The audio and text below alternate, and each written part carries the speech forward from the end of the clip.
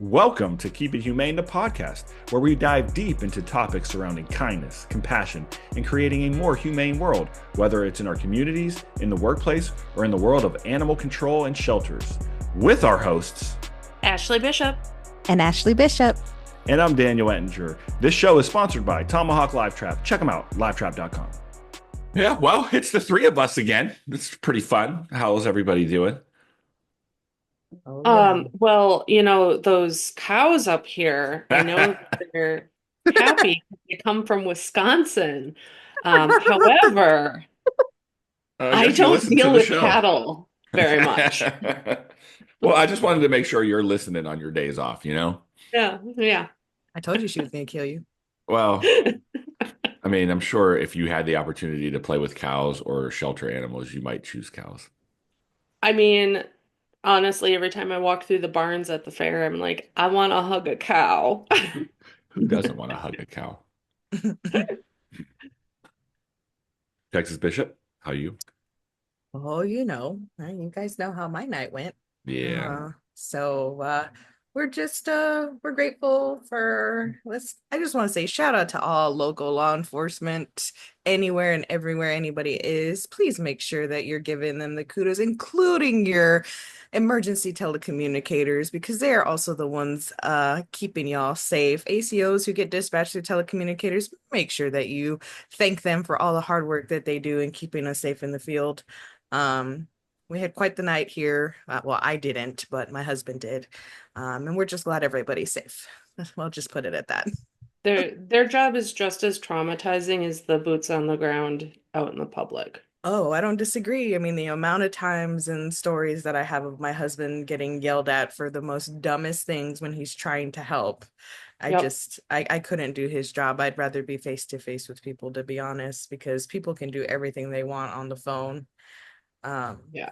But other than that, we're pretty good, I have to say. Just a little tired, but I'm yeah. How about you, Well, Dan? you know, Are we it's good. feeling better compared to last week? Well, I still hmm. I mean, you put me on the spot. You're I welcome. yeah, like the whole, I mean, I want to go and how do I say this the right way? I'm trying to find words to describe how much I hate the divide We're between our profession. And I am going to, I told people I wasn't going to challenge or talk about the no-kill stuff anymore.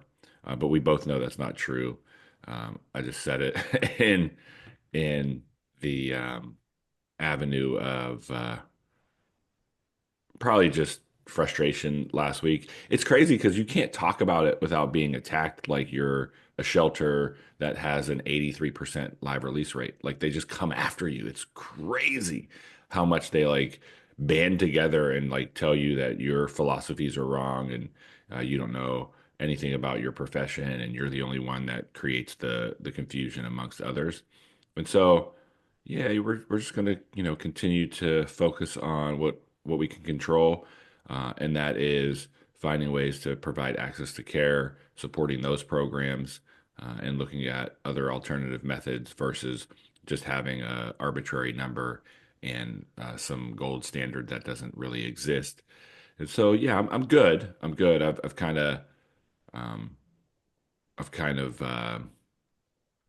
the pressure from the crazy activists. Yes, I called you that. You are a crazy activist, and I hope you're listening, and I hope you pat yourself on the back when I said that. Crazy activist. Enjoy your hamburger while you talk about your no-kill movement. So that's how I feel. That's how I feel. Um, with that, putting it out there. I'd love for us to thank our sponsor, Tomahawk Live Trap. You know, they're celebrating their 100th year of business in 2025. They're a family owned and operated business who work with humane professionals around the world and produce the safest and most effective animal handling equipment available. You can save 10% on their products by using discount code Keep It Humane. That's Keep It Humane in all caps. You can visit them right there at livetrap.com or call 1-800-272-8727, 1-800-272-8727. Please check out our socials. Keep It Humane across all platforms. Keep It Humane. Again, keepithumane.com. check out. We're going to have some discount specials here.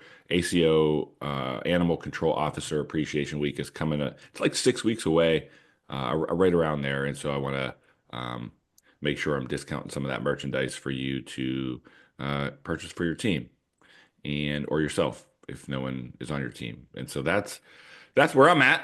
And we keeping it humane today on this episode 260, like something. We're up there. We're getting up there. Thank you both for doing some awesome stuff And putting up with you. and also putting up with me. Um, I caught him off guard with that one. I have to say, make sure everybody who's going to either Texas Unites or Animal Care Expo to stop by Tomahawk and their I'll be booth. there. are you at both or are you at I'll be at Texas Unites with Kyle. cool? So please stop by. Make sure you guys say hi. You know Say what how I awesome found they out are. about Expo is you can just buy a vendor pass and go in to the vendors. So I may or may not buy it, but you're gonna see me in the vendor table walking around with a shirt that says, I'm just gonna put no kill on it with the big red thing with the line through it. You think I'd get kicked out? Yes. I would Yes. get kicked out if it said no kill with a round thing and a line through it. Yes. You know, Yes. I would get kicked out of HSUS, their conference with a That's not what thing, they're called anymore, sir. Humane World for Animals. They love them that much. I don't think they love them that much. They sponsor so much of it. They provide all the money for the meals and stuff on What top of other, like they're a huge sponsor. So what if my yes, shirt said no kill? No kill. I feel like you're going to confuse way too many people. What if I put anti-kill?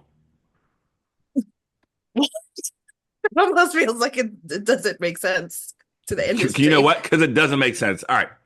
We're gonna make stuff make sense. Thank y'all for bearing with me while I just get my frustrations out. I can't never stop. I can't never stop talking about it.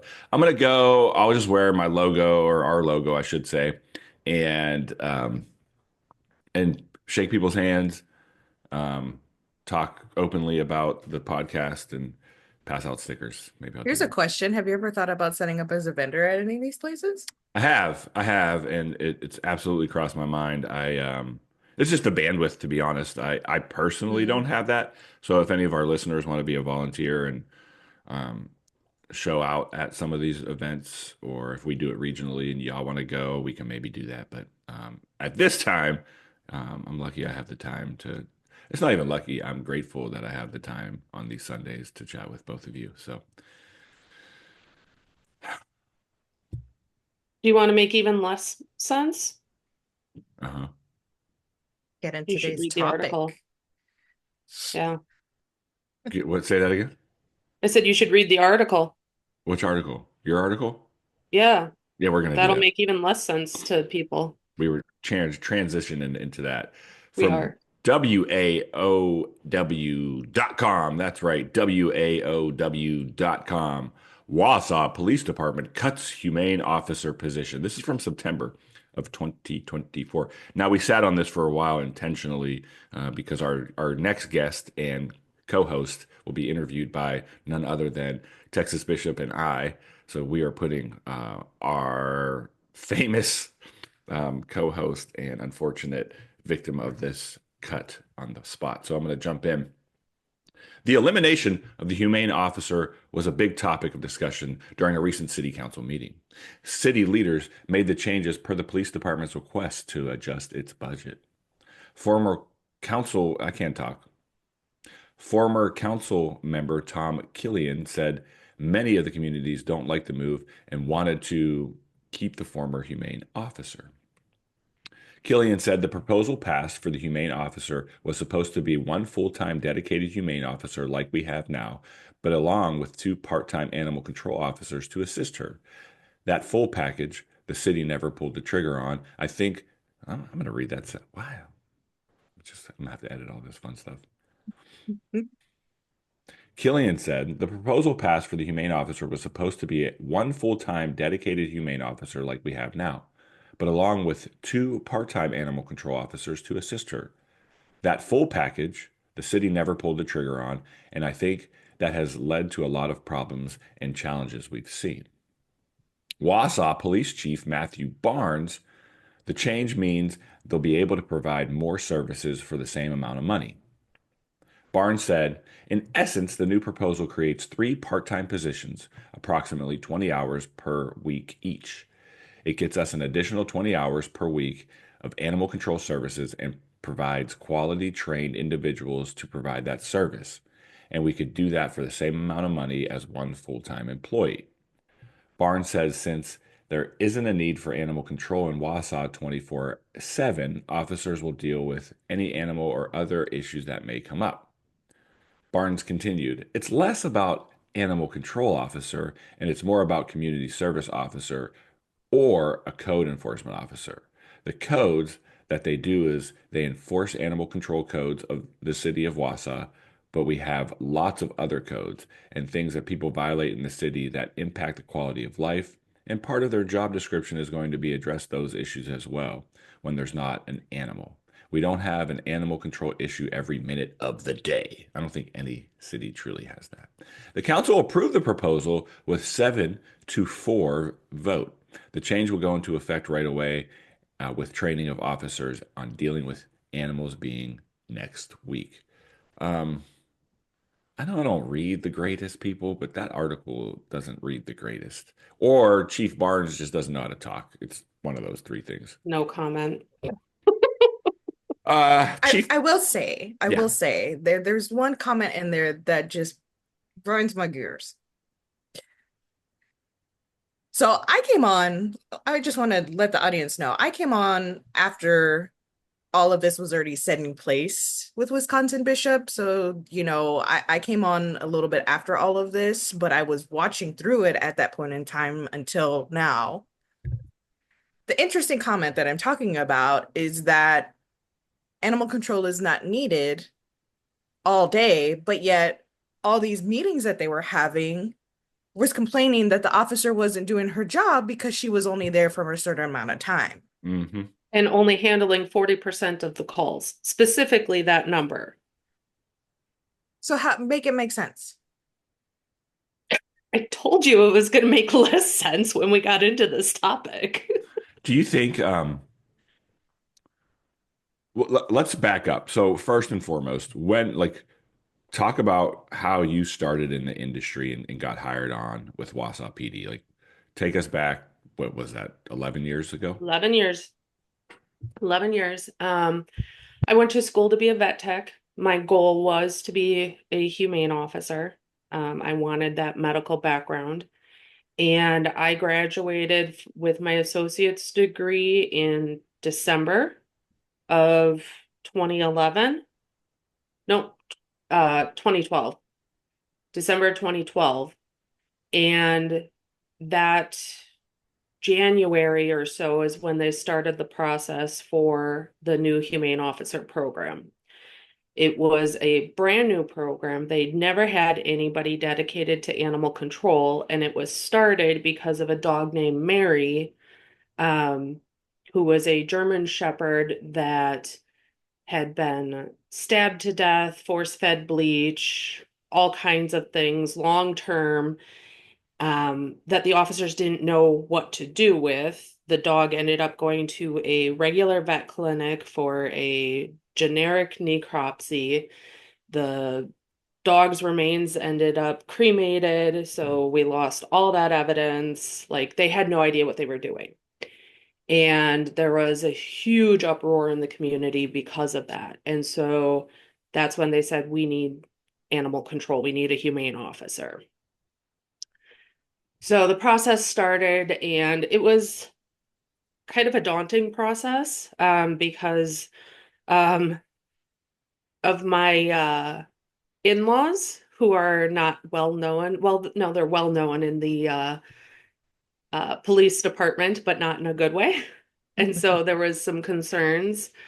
But once I got through the process, they talked about the fact that I was overqualified for the position. Literally, they wanted somebody with a high school diploma, minimal to no animal experience necessary. I had already had 7 years at our local Humane Society plus my 2-year associate's degree. Um, but then I started July of 2013, literally walking in. They had no idea what they wanted me to wear for a uniform, so I had to pick out my uniform. I didn't have a vehicle. I didn't have a dedicated supervisor at first. Um, it was a complete shit show that I built from the ground up. So take us back to like your first day and everything that you kind of had to solely put together to create your position. Like, what were those steps? So I had to go out on websites and look at equipment and see what I wanted to have in my vehicle as far as equipment. Um, I didn't get much of a say in the vehicle. They just kind of decided to purchase one because they had to get grant funding for it. Um, the uniform, I was like, I didn't even have a badge initially. Um, I was issued a used bulletproof vest. Mm. For that was a man's vest too, right? Correct. Yeah. And if you that is significant because women's vests are made differently. Yep. Yeah. I never had a female vest. Mm. Um, I was literally showing up to work because I was told to dress, business casual-ish. I remember I was riding along with officers and in their squads, and before we had the uniform picked out and stuff, I was literally in a skirt and some heels and going into calls with them. What? Yeah, because there was no, I was doing FTO with an officer. Okay. Um, so I was I was issued pepper spray and a very small flashlight, um, and a radio. And that was all I was issued to wear on my belt once I finally got my um, BDUs. And at that time, it was just a polo Mm. um, that had an embroidered patch on it, but that was it. And I was working out of a yellow DPW pickup truck with a big dog kennel in the back for the longest time until my vehicle. So I got out on my own. It's probably around, well, I went for my actual humane officer certification, which is a 1 week training at our state capitol. And that's how you become a certified humane officer in the state of Wisconsin. And that is held once a year in September. That'll come back around when we start talking about the CSO. So remember that once a year in September. Mhm. Um, and then that's kind of when I came back and was told, go be on your own. So I had a pickup truck in the middle of, Wisconsin winters that didn't have heat or anything until about, I think I got my truck right around Christmas time. And that's when I finally had a heated vehicle for the dogs to go in. I had to teach myself everything about the computer system because they weren't sure if they were going to have a computer available to me to be using CAD, to be using our citations on the computer versus handwritten because I was doing everything handwritten at the time. Um, I had to kind of perfect some of the rabies protocol and come up with my own forms. Like I sat down and just created all kinds of forms, seizure forms that I was leaving at houses for people, informational brochures, anything and everything that you can think of. I had to create myself and then try to instill it into the officers as well as to this is how we're going to operate. So from July until December, I only worked for the one department. And then January, I started with another department where I was contracted out of, where they paid a percentage of my wages. And for them, I covered three other jurisdictions. It was one police department, but they cover three different jurisdictions. So then I began having four jurisdictions, all of them with different ordinances across, I don't even know how many miles the area is, but I went from serving 40,000 residents to about a total of 60,000. So, Insanity. That's yeah. insanity. But as most of our listeners who are probably in the industry understand that that's how it is for us most of the time. You know, either that or you don't have an animal services control officer, humane officer at all. At all. Right. At all, you know, and it's just so frustrating. It is so frustrating. And I will say, guys, watching this kind of unfold when I Ooh, did, it was just, it's mind-boggling. It is absolutely mind-boggling to see how uneducated Yeah. people um are about our industry. Like it's just it simply blows my mind that some jurisdictions feel that we can pay ourselves. hmm Well, and so when I started, I want to say I started at about 14 something an hour, which honestly, across the nation, it's kind of normal right now. Hmm. yeah, It's yeah, crazy. it's ridiculously normal, unfortunately. Um, I eventually, bumped up to 16 something an hour, and then they did this wage study. I got one of the largest raises in the entire city Okay. at it ended up being like a $6 an hour raise. And I just want it to be known, like this program was actually super supported at the beginning. Like um, hmm you had buy-in from which would have been a different leadership regime at that point. You had Yes. that, and then you had the ability to have that autonomy where you're creating the program kind of from scratch. And so you did that Which successfully for several years. which the funny thing is that so I told you I didn't have initially a dedicated supervisor. Right. And once I did have a dedicated supervisor, my dedicated supervisor was Lieutenant Barnes, Who ended up being Chief Barnes. and who ended up making the program go away. Yep. Do we want to jump in right now to maybe the why behind it possibly going away? Now, we don't want to violate any um, HIPAA, not hippo, no HIPAA violations, but there were no, to our knowledge and to your knowledge as well, there were no issues until you got injured. Correct. So, and this was a work-related injury. Yes. So January 17th, 2023, I was out chasing for this other jurisdiction. We had two German Shepherds that were crossing lanes on a four-lane highway, slowing traffic down. I had the local PD out there. We had state troopers out there. Everybody's trying to get these two German Shepherds, closing down lanes of traffic. And I took a snappy snare, and it was honestly the stupidest.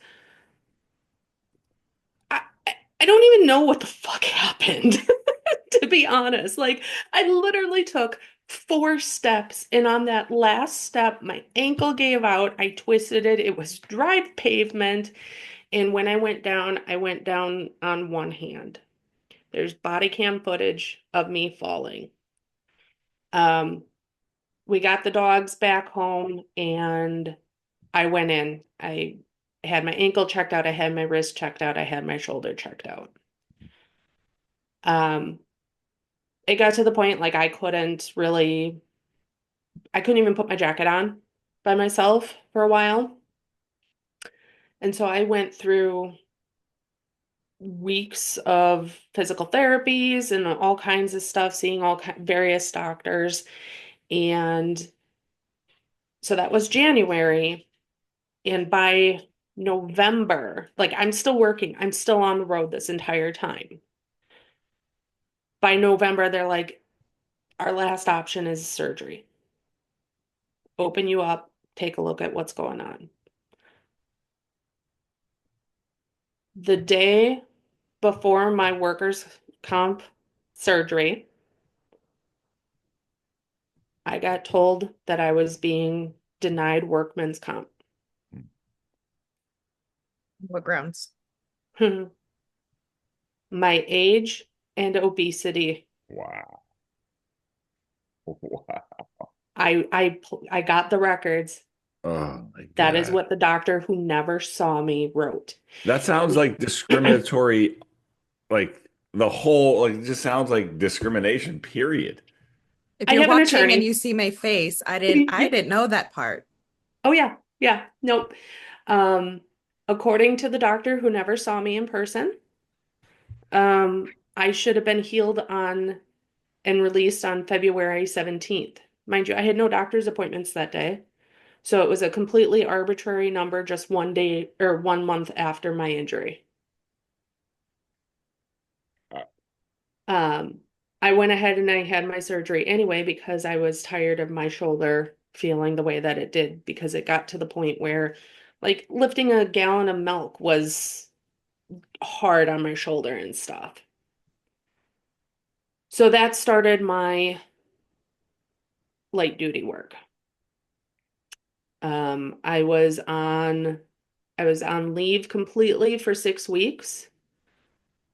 And then I was told that I could go back to work light duty, but instead of putting me at the police department, being able to do things there that I knew, whether pertaining to my job or not, I knew the police department needed my help. They needed help with open records requests and numerous other things. There was forms of my own that I could have spent time updating and creating, and I had plans of things to work on. I was sent to City Hall to work there for 6 weeks.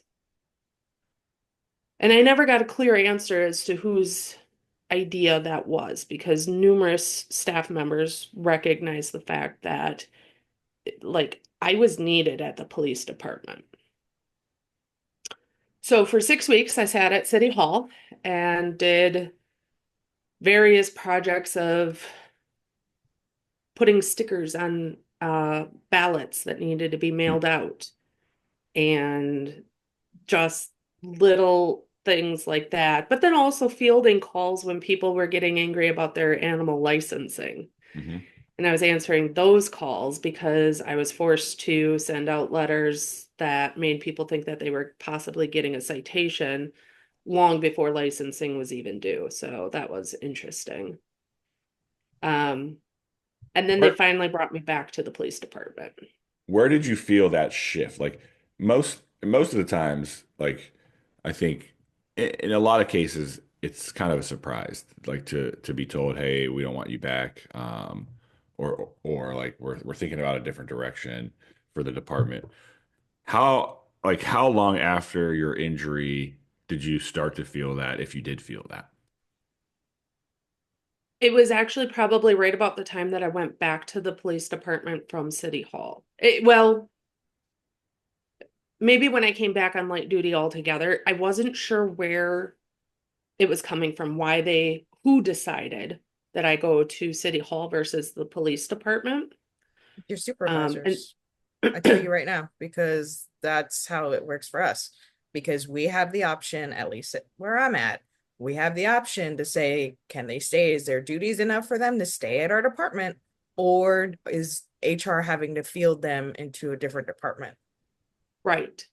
Well, I know I'm 90% confident that it had to come from above my direct lieutenant because I really got the feeling she wanted me back. So it would have been above her, but I wasn't sure if this was an HR decision or upper command. It's both. It's both. Probably, probably. So when I got back to the police department, I talked to my lieutenant and I said, listen, I have things I can be doing. I can be following up on, if the officers go out to a call and it's just a matter of making phone contacts to talk to people to be like, hey, will you release your animal? Will you do this with your animal? Who are you? Things like I can do that from my desk. I can be taking that off of the officer's plate. And they refused. And that was really when it hit home that something was going on. I wasn't allowed to do anything pertaining to my duties, period. And that's when they put me into the records department doing open records requests. Interestingly enough, in March, every year or every other year or so, the police chief pulls every person in individually to have a meeting and let have an open discussion, they say. Ask what you want, say what you want, tell us what you think, no repercussion, open discussion.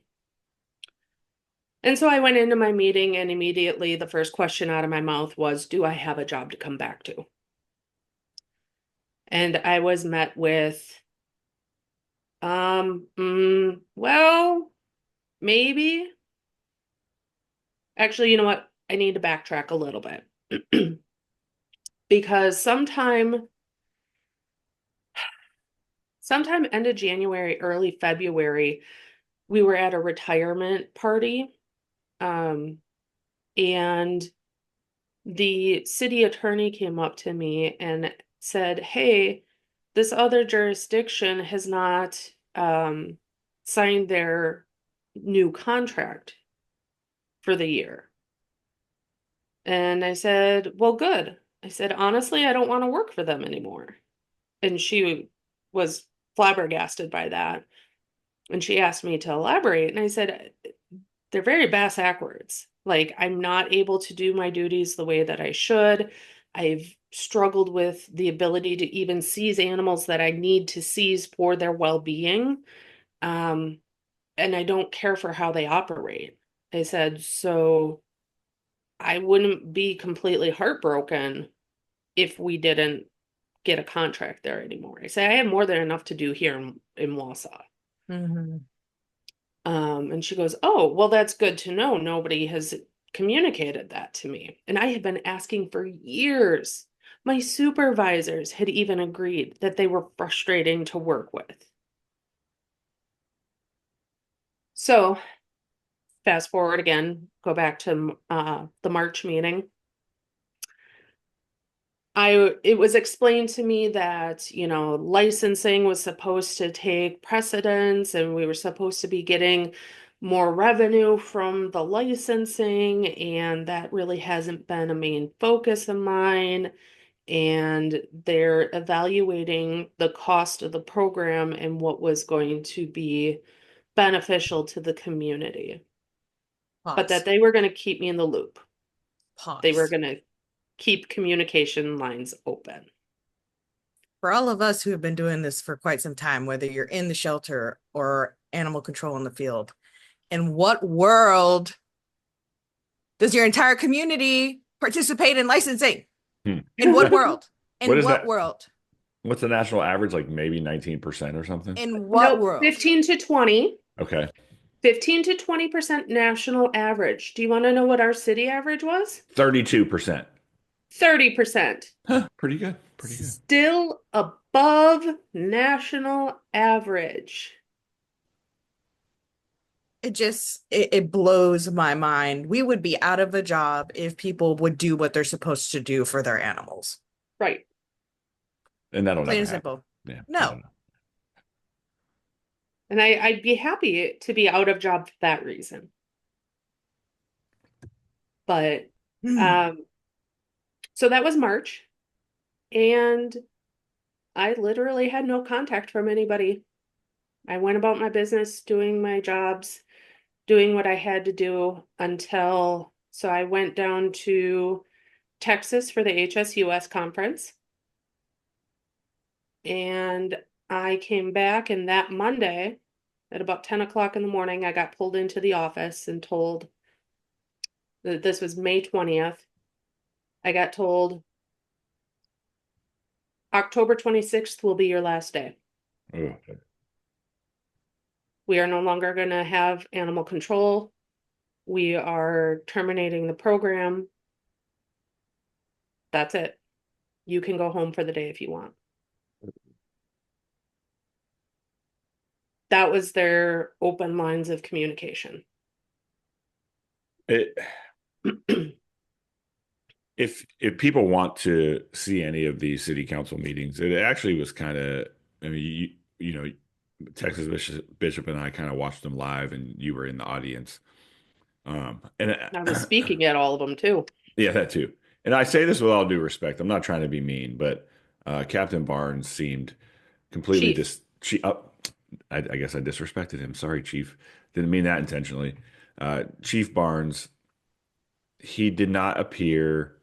He appeared to disassociate from the actual need and just had his specific agenda, which was to remove this program because he sees it as a numbers game. If he can have three people that do other things, to him, it's a benefit to the community, whether or not it actually works better with the community or not. And so it's unfortunate that you had to be his sacrificial lamb, and that's ultimately what happened. And I think as this industry continues to evolve and have the positive impacts in the community, I think your police department will not necessarily have that same impact. And I'm worried, and I know you've sent us some messages offline about some of the things that have been going on up there, and you still have friends with the police department and whatnot. And it's just it's small. It sucks. It's small town politics, and you had to be, um, you were their chopping block. You were their guinea pig, and it makes me disgusted that they That's the truly word. they truly use discrimination. Well, they discriminated, but they used some sort of reorganization to get rid of you because they knew if they did it any other way that it was a huge lawsuit. And so he's smart enough to play that role. And if Chief wants to come on the podcast and tell his side of the story, he's more than welcome to. I'm sure that wouldn't be awkward at all for you, would it, Bishop? To do it on weekend that I'm not here. Well, I mean, I don't want things I would say recorded. I think if you go back and you listen to those meetings, and I highly suggest that everybody go back, they have a YouTube channel, which, by the way, I find quite interesting that they've turned off the comments. I don't think it's legal to do that as a municipality, but that's neither here nor there. How uneducated even council was. Mhm. They weren't asking the right questions. And when the people that were interested in what was going on were asking the right questions, they were shut down absolutely immediately by the three people that were ahead of this train. Well, and the funny thing is May 20th, the day that they told me that I was going to be what my termination date was. I went home that day and I got to thinking about it, and I went, they still got to take this to council. And so I looked up, and sure enough, later that night was when they had their first public health and safety committee meeting. And all I had to do was make 3 phone calls to other agencies. One agency has a population of 19,000 residents. They have two humane officers. Hmm. Another agency has a population of 80,000 residents. They had seven humane officers. Hmm. Good Lord. Like, I was able to take that information that night to the council meeting to argue the point that I never had the support that I needed. By rights, the way that other agencies, there should have been four of me. Mhm. There should have been four. And that's probably not even enough, as we all know. And their argument was that because we lost the contract with the other agency, they needed $17,000 to finish paying me for the rest of the year. From October 26th to December 31st was supposed to be $17,000. And because they lost that revenue, because they lost that contract, that's why they were terminating me October 26th, because otherwise they were going to have to find that money, which we know where that money is, but we can get to that later when we get to down the line in this story of chronological order here. This whole situation while I was watching it unfold was just absolutely disgusting. It was disgusting. It was obvious that nobody was educated in our field. It was obviously the people that were pushing for this to happen didn't bother to ask other people or other cities what they're doing, and if they did, that didn't come to the forefront. It turned my stomach, y'all. Like, really, I highly suggest that you go back and watch these things. And I can't tell y'all enough how thankful I am for the jurisdiction that I work for and the support that we have all the way up to the top.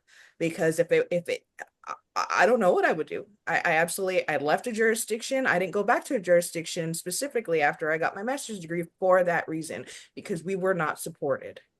And our jobs are already hard enough to have to deal with the community that already doesn't support us, then a chain of command that absolutely has no F's to give about what's going on or how we can manage better.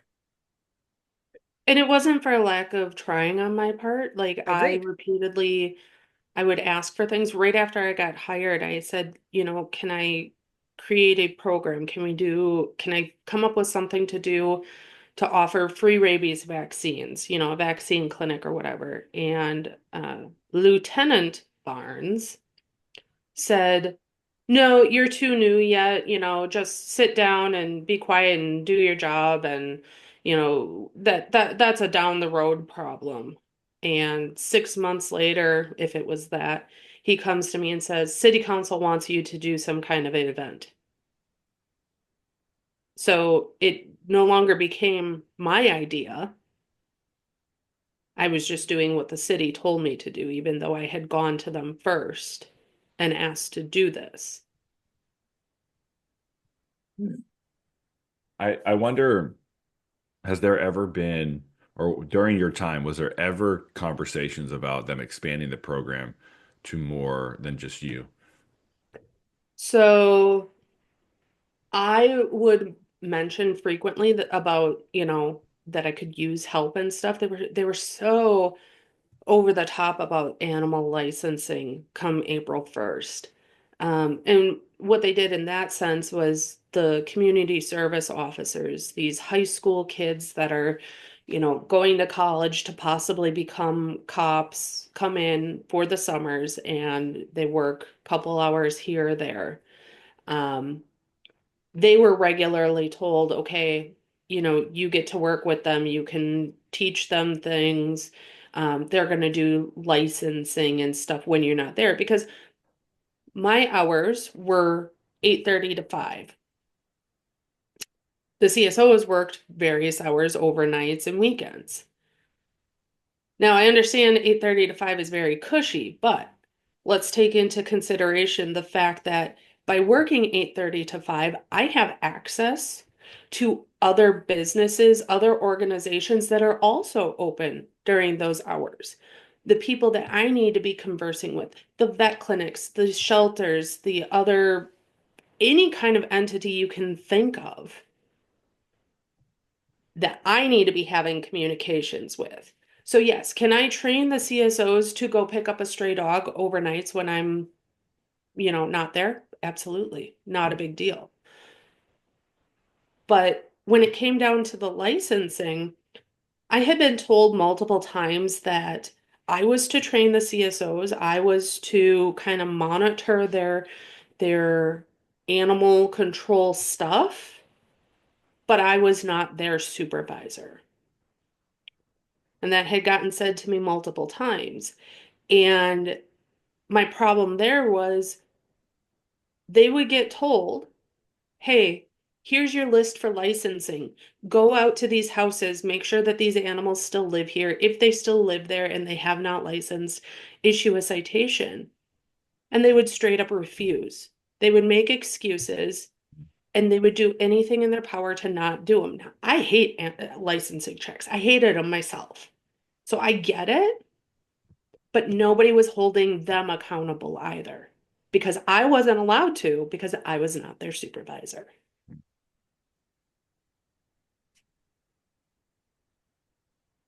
I, But we need to have the revenue from animal citations and animal licensing. That is what a city council member said was supposed to fund the program. Which in itself Citations is and licensing. unethical. It is No, unethical. the state of Wisconsin has a law that states that you are not allowed to put a quota on law enforcement.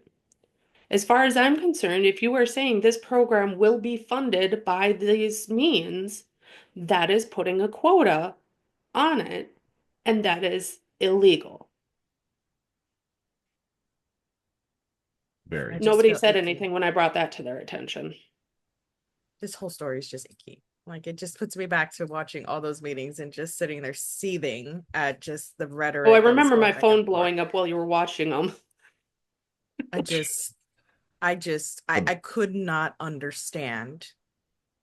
I just, it doesn't, it's as simple as going online and I mean, I don't know, folks. It was just so frustrating that we still have government entities that are still operating in this mindset. And I can tell you it's everywhere. And that's the sad part. And that is the sad part. They're asking more of us to do more with nothing. Mhm. And it's happening everywhere. I will say that to some degree, I know that I have had it better than others as far as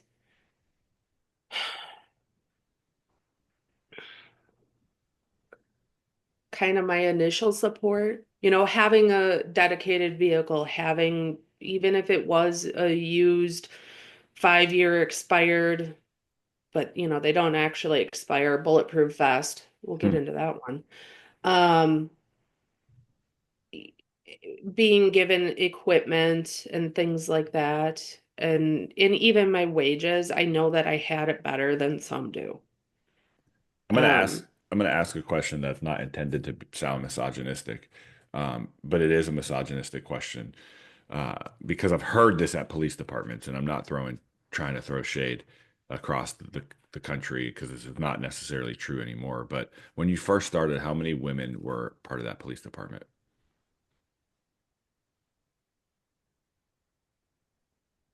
or And then when you left, how many were part of that police department?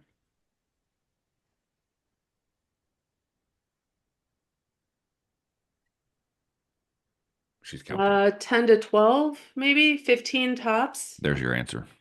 And And I hate to say it that way, but I've heard this from multiple sources that work for police Mhm. departments that um, for diversity, they'll hire women to pad numbers. And it sounds horrible. And I can't say that's true for Wausau. It's not even just women either. It's different ethnicities as well. Um, I, I don't want to get into that on the podcast right Okay. now, but it's also different ethnicities. And when I say 15 tops, keep in mind it's a department of like 92, 95. Hmm. And of those women, there are two females in command out of all the lieutenants, out of captains, deputy chief, chief, 2 females. And those are the only 2 females I have ever seen in 11 years in command. Well, I think this is a good stopping point for series or part one of this amazing story and very unfortunate story and something that hits so close to home with us here and you obviously. We're happy that you've um, maybe not fully rebounded to where you want to be, but we have to actually talk offline because you haven't updated us on the things that you were supposed to update us on. Remember that? Texas Bishop, she sent the thing about the meeting and then we never heard anything. So we're gonna have to find that out after we hit stop recording. Um, she's also thinking about what she's thinking about. I can see it in her face. Check us out on YouTube. Please like, share, rate, follow, tell a friend to tell a friend. This podcast, and I don't know if y'all saw this, but I keep getting hit up for these random guests. So obviously we're doing something right because I'm almost averaging like an email a week. And there was one recently where it was just some like guest that has zero animal control experience. And I was like, well, how can you please tell me how they would fit on our show? So it is flattering, and I think as we continue to grow, we're going to try to continue to bring useful content to the listeners. Again, if you ever have suggestions or guests that you would like us to reach out to, or you have connections with, shoot that as an email at podcast@keepithumane.com, podcast@keepithumane.com. We really appreciate all your support, all of our listeners. And like we like to say here on the show, thanks for listening and Help people. Help animals. keep it humane. Keep humane.